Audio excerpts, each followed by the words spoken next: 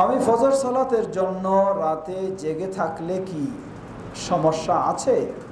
কারণ যত তাড়াতাড়ি ঘুমাই উঠতে পারি না।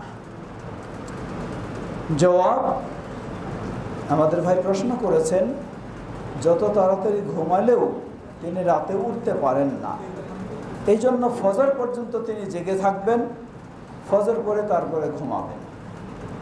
জবাব, সমস্যা রয়েছে আপনার শারীরিক, আপনার মানসিক, আপনার কাজকর্ম সব কিছুতেই সমস্যা রয়েছে। কেমনে?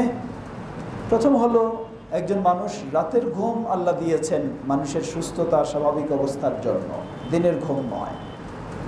তাই রাতের ঘুমকে বাদ দিয়ে যদি আপনি দিনেও ঘুমান, এক রাতের ঘুম 2 দিনেও পূর্ণ হবে না, তাহলে এটি শারীরিক ক্ষতিগ্রস্ত হবেন। দ্বিতীয়, মানসিক, রাত্রে যদি আপনি ঘুম বাদ দেন আপনার মেজাজ খিটখিটে হয়ে যাবে।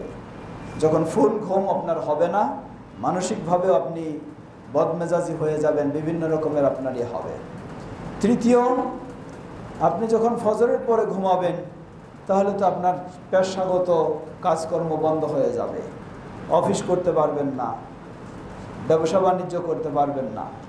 অথবা যদি আপনি ঘুমান তাহলে দেখবেন এটা প্রভাব পড়বে আবার জোহরের সময়, আপনার জোহরও তখন ছুটে যাওয়ার সম্ভাবনা থাকবে।